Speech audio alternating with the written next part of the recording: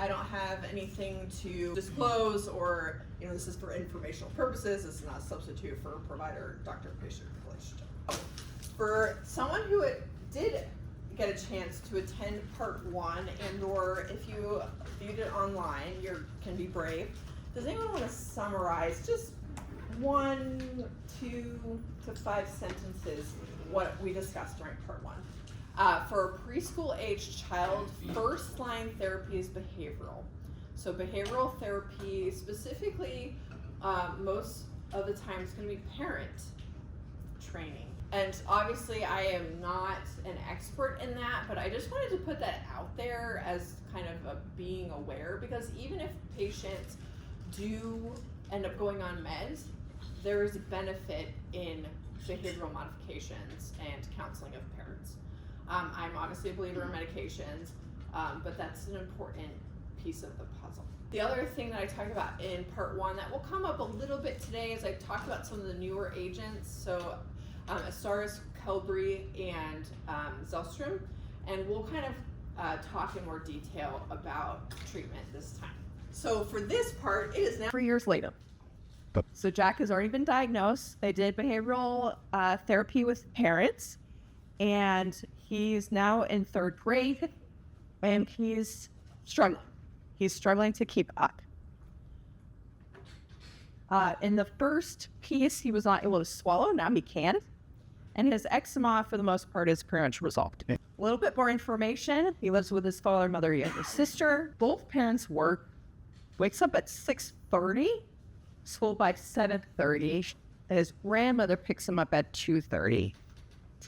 Has one where it takes him an hour plus 2, but in theory it's supposed to take a half hour. Typically in bed by 8 p.m. Still has Medicaid for insurance. No one. How did you decide your treatment, and what did you end up choosing? Things you'll want to consider is the duration of action. The formulation is less of a consideration because he can now take oral medications and swallow them whole, but in real life, that might not always be the case.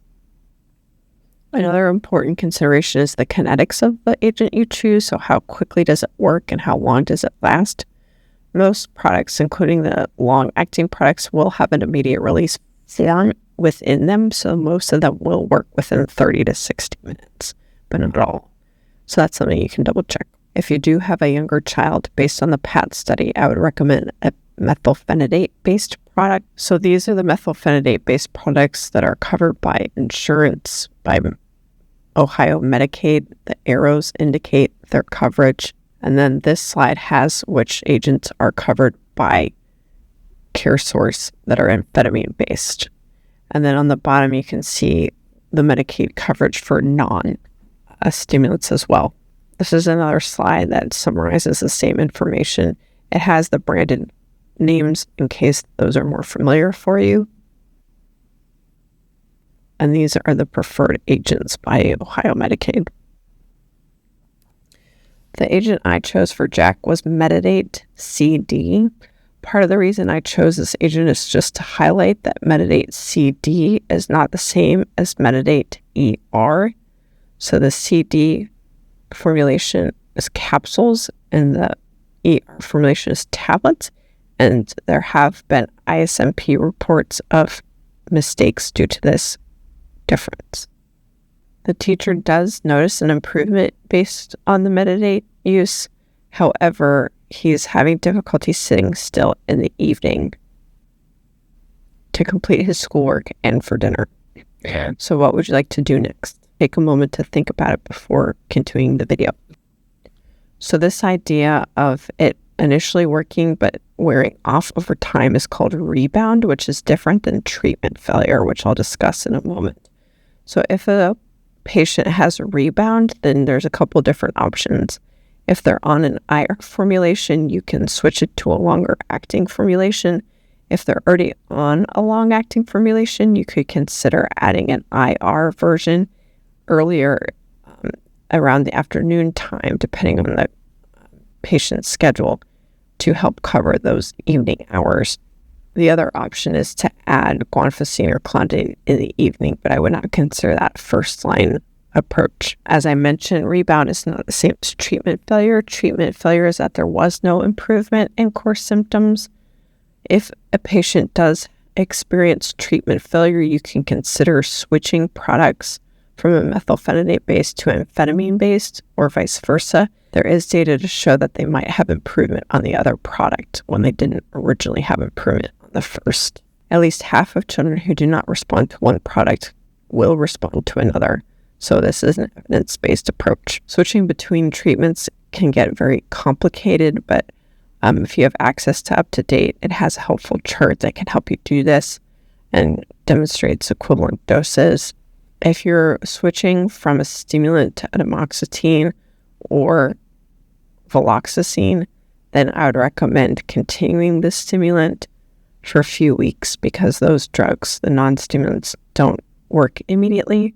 Whereas the opposite is true if you are switching from a non-stimulant like viloxazine or atomoxetine to a stimulant, then you can stop those agents abruptly and just start the stimulant. So next up, we're going to be talking about monitoring for the agents. Now, unlike many things that I teach, the monitoring for ADHD meds, especially the stimulants, is not as straightforward as monitoring for other drug classes, and so we'll talk about where the evidence is for these drugs. With the monitoring, let's start by thinking about how frequently we want to see Jack back once we've started a medication or just in general.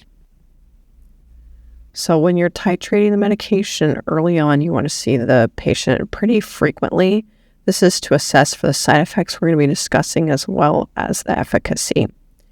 In the maintenance phase, a recommended follow-up of every 3 to 6 months is going to be appropriate for most of your patients, and that's going to be largely dependent on a clinical policy for wherever you're practicing.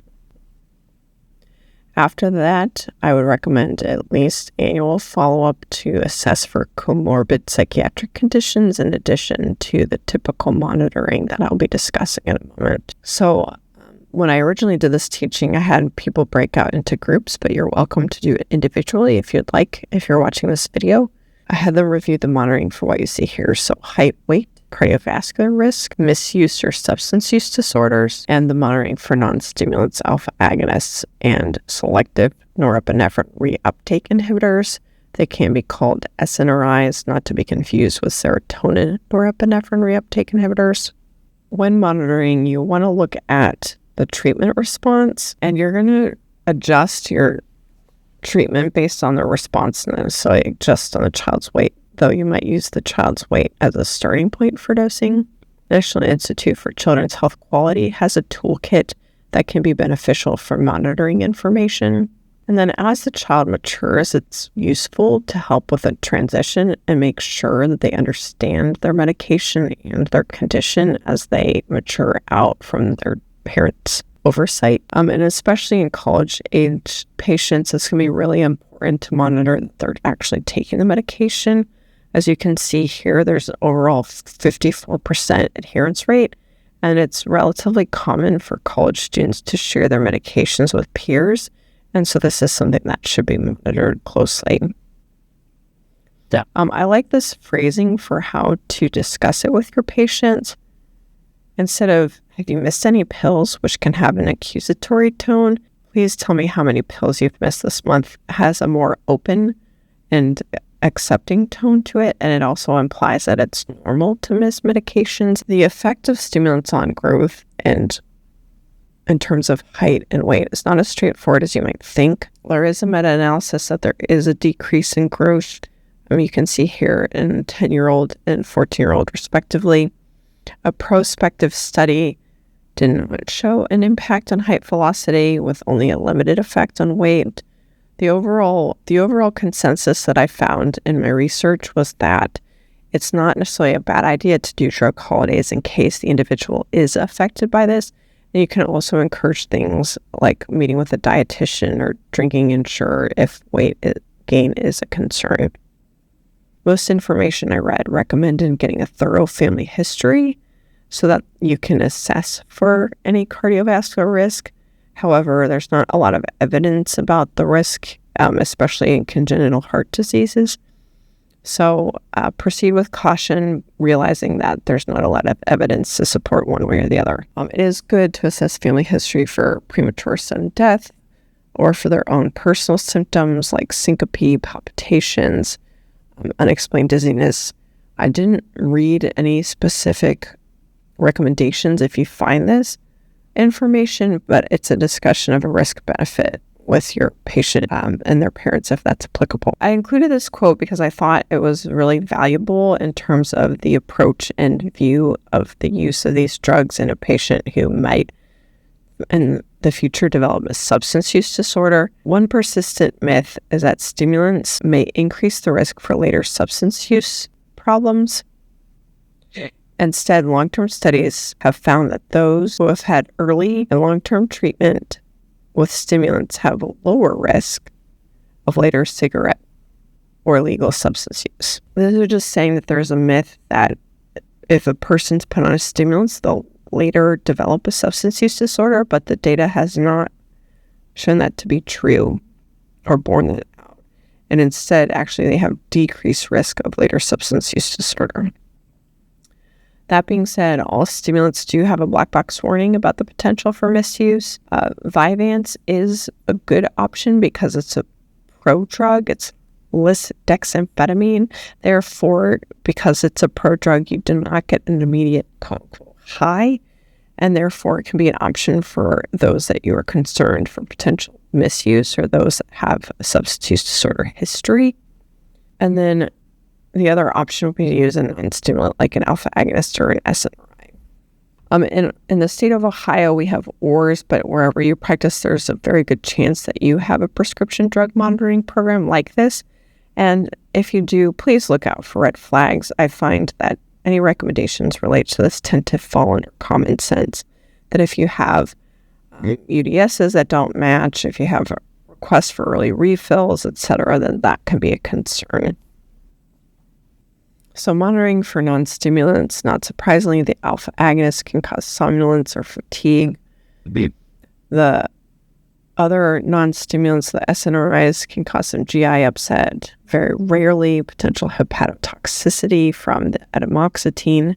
Also, very rarely is suicidal ideation from atomoxetine. I think one of the big counseling points is the fact that they don't work right away. So if a patient is accustomed to stimulant, then they're going to think these drugs don't work unless they're counseled that they take time. Here are some resources that I find beneficial and that should be current no matter when you see this video.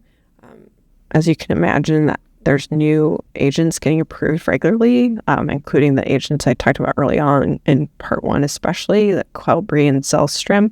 So if you want the most current information, I have no affiliation with this website, but I did find it to be useful, www.adhdmedicationguide.com, and it has these images that I'm showing here, including all of the stimulants in terms of their dosing and what they look like, which I think can be a valuable resource.